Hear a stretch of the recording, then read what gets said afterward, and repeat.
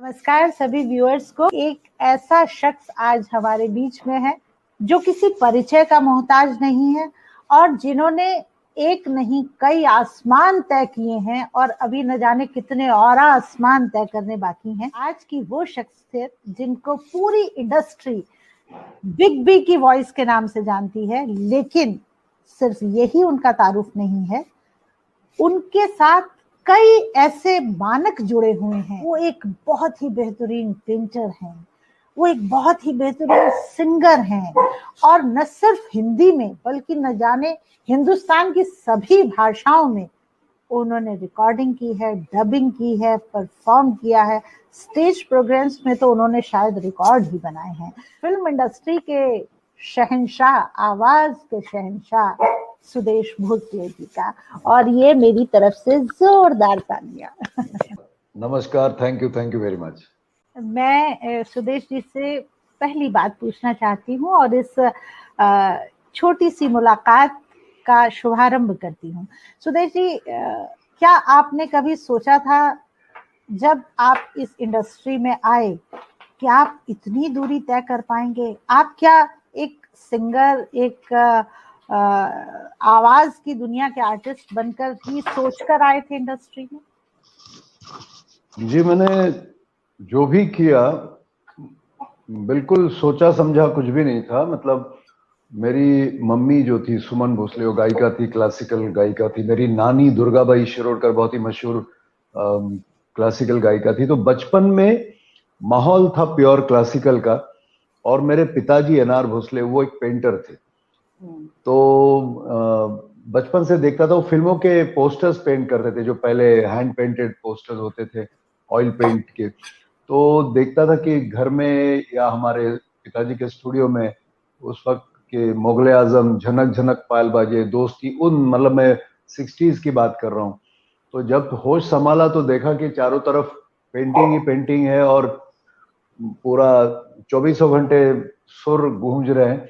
लेकिन हमारा ये था कि सुबह जल्दी उठना, स्कूल जाना, शाम को आना, पढ़ाई कंप्लीट करना, सो जाना, स्कूल जाना। मतलब ऐसा कुछ सोचा नहीं था।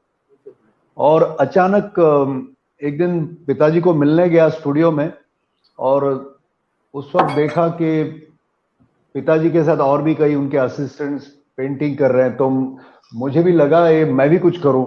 तो मैंने पिताजी से पूछा क्या मैं कर सकता हूं? तो बोले कर लो, कोई प्रॉब्लम नहीं, अगर बिगड़ भी जाए तो हम लोग सुधार लेंगे इसको। तो मैंने पहला एक स्केच बनाया, उन्होंने मुझे एक छोटा सा स्केच बनाने के लिए दिया। और जब मैंने ये बनाया स्केच, तो पिताजी से लेकर उस स्टूडियो में जितने लोग मौजूद थे एकदम हैरान हो गए कि ये क्या हो गया। तो वो हीरो थे राजेश खन्ना, हीरोइन थी हेमा मालिनी। अच्छा। प्रेम नगर फिल्म का नाम था।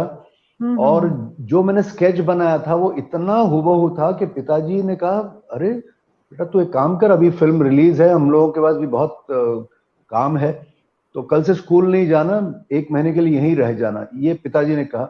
और वाकई मेरी मम्मी गई घर, फिर मेरे कपड़े वगैरह लेके आई और 1 महीना मैं सिर्फ स्केचिंग और पेंटिंग, मतलब लाइफ में पहली बार मैंने डायरेक्ट ऑयल पेंट किया, बैनर्स जो बोलते हैं हम लोग, फिल्म के पोस्टर्स उस पे। और तब मुझे पता चला कि मैं अच्छी पेंटिंग कर सकता हूँ। मतलब जैसे कोई भी पोर्ट्रेट हो, कोई भी फोटो दिया जाए तो हूबहू मैं। और 1974 की बात है ये, 14 साल का था मैं, और कई बैनर्स मेरे हाथ के लगे मुंबई में। और तब तय हुआ मतलब पेरेंट्स का कि ये आके जाके पेंटर बनेगा। और ऐसा करते करते स्कूल कॉलेज में थोड़ा बहुत गाते थे। बहुत शर्मीला था, बहुत शाय था, बहुत डरा हुआ, मतलब क्लास में हूं या नहीं हूं पता ही नहीं चलता था किसी को। और ये करते करते मैं क्या कहूं, मतलब सुर तो थे कानों में और घर में प्योर क्लासिकल का माहौल था। हिंदी फिल्मी गाने सुनना बिल्कुल बैंड था हमारे घर में। पिताजी बोलते हे हो ये कोई गाना होता है? बोले ये नहीं सुनना, क्लासिकल सुनो। तो हमें हमारे घर में हिंदी गाने सुनना भी मना था। और मैं चुप चुप के विविध भारती, अमीन सयानी जी, रेडियो सिलोन वो सुनता था। और उस वक्त पता नहीं जाने अनजाने में 150-200 गाने बाहट हो गए थे, रफी साहब के, किशोर दा के। और ये मैं कह रहा हूं ना, मतलब जैसा सवाल जो आपका है कि कुछ सोचा था तो मालूम नहीं। पेंटिंग में एकदम ईमानदारी से पेंटिंग कर रहा हूँ और अचानक सोच रहा हूँ कि मैं किशोर दा के गाने गा रहा हूँ, रफी साहब के गाने गा रहा हूँ। और बचपन से ही मुझे एक नैक या एक टैलेंट, पता नहीं, मुझे सहगल साहब और सचिन दा के गाने में ऐसी आवाज चेंज करके गाने की कोशिश करता था। और ये करते करते करते कॉलेज स्कूल में मैंने देखा कि फिर मैं अचानक हेमंत दा की आवाज में गाने लगा, फिर पंचम दा की आवाज में गाने, ऐसे करते करते। और एक दिन मुकद्दर का सिकंदर फिल्म देखी। अच्छा, मेरी जो पर्सनालिटी, मतलब एकदम चुपचाप शांत, किसी को पता नहीं, कोई किसी को तकलीफ नहीं, ने झगड़ा न पिकनिक गया कभी स्कूल के। अचानक एक वो फिल्म देखी मुकद्दर का सिकंदर, और दूसरे दिन किसी को देख के बोला, हे जोरा जान दरवाजा खोल दे। तो वहां पता चला कि मैं आवाजें भी बदल सकता हूँ।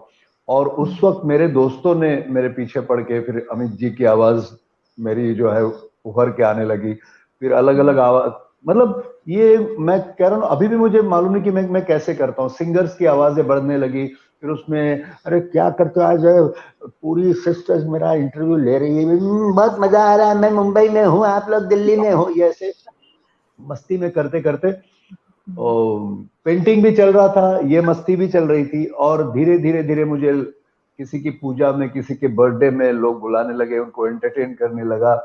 कुछ भी पता नहीं मैं क्यों कर रहा हूँ, कैसे कर रहा हूँ, मालूम नहीं, और मतलब कोई डिसाइडेड चीज नहीं। और 1982 में एक ऑर्केस्ट्रा, मेलोडी मेकर्स ऑर्केस्ट्रा, बहुत उस वक्त जो 80s 70s 80s वो ऑर्केस्ट्रा के लिए गोल्डन पीरियड था। मतलब मूवीज के बाद एक ब्लैक एंड व्हाइट टीवी होता था, और मास एंटरटेनमेंट का अगर कोई जरिया होता तो वो थे ऑर्केस्ट्रास। और उस वक्त के गाने, मतलब एक एक गाना हम लोग 3-3 साल गाते थे, मतलब इतने पॉपुलर हुआ करते थे गाने। तो एनीवे 80s 82 में मेलोडी मेकर्स ऑर्केस्ट्रा में ज्वाइन किया as a host, mimicry artist, अब आजकल स्टैंड अप कॉमेडियन बोलते हैं। और फिर किशोर दा, रफी साहब, पंचम दा, एस सचिन दा गाने गाने लगा। और तब तक मुझे नहीं मालूम था कि मुझे क्या करना है लाइफ में। और वो वक्त था कि जब वो ये जो पोस्टर्स की हमारी जो प्रोफेशन था वो धीरे धीरे कम होने लगा, जो हैंड पेंटेड पेंटिंग्स है ना, वो बिजनेस कम हुआ और वो डिजिटल वगैरह सारा मामला आ गया। तो मैंने कहा पिताजी को आप आराम कीजिए, आप घर में बैठकर अपने पोर्ट्रेट्स, लैंडस्केप बनाइए। और लकीली मैं थोड़ा सा कमाने लगा। तो ये स्टेज पे 82 से मैं जो गया हूँ, मतलब स्टेज पे कार्यक्रम करना शुरू किया, वो है आज का दिन है। मतलब ऊपर वाले ने कुछ और सोचा था।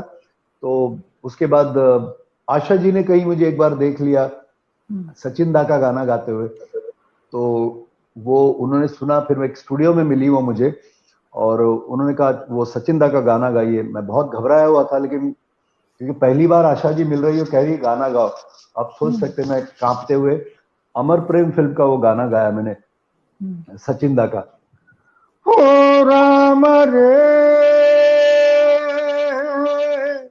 ओ रमा, गोली में मिठाई के कहा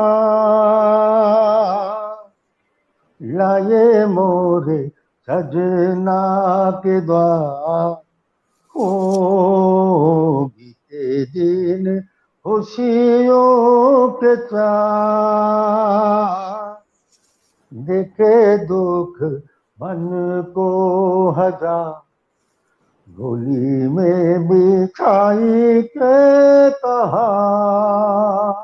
जब गाना मैंने जब पूरा किया और आशा जी की तरफ देखा, तो आशा जी ऐसे बैठी थी, मतलब ना दोनों हाथों से अपना चेहरा ढाक लिया। तो गाना जैसे खत्म, उन्होंने हाथ हटाए तो दोनों आंखों से आंसू बह रहे थे उनके।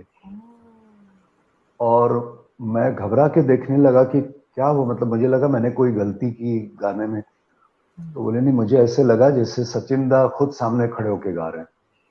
और फिर वो वहां से मुझे पंचम दा के यहाँ ले गई, 86 की बात है ये। और पंचम दा ने मुझे हांगकांग ले गए, दोनों मिलके, Asha Bhosle R D Burman night में। और बहुत मैंने गाने गाए उस वक्त, किशोर दा के, मिमिक्री की, बहुत अच्छा रिस्पांस मिला। और जब एंड में मैंने, और सुन मेरे बंधु ने, सुन मेरे मितवा, सुन मेरे साथी रे, तो पंचम दा विंग्स में दौड़ के आके एकदम मुझे गले लगा के, मतलब इमोशनल हो गए थे। और मुंबई आने के बाद पहला मौका दिया मुझे प्लेबैक का 1986 में। तो ये चीजें होती गई, मतलब स्टेज पे मैं करता गया। और 80s 90s में जितेंद्र, श्रीदेवी, किशोरदा के साथ मैंने 82 से 87 तक स्टेज पे काम किया। उस वक्त 90s के सारे हीरो हीरोइंस के साथ काम किया। तो ये अपने आप मुझे ऊपर वाले ने स्टेज पे भेजा और बस मैं एंजॉय कर रहा हूँ इतने साल।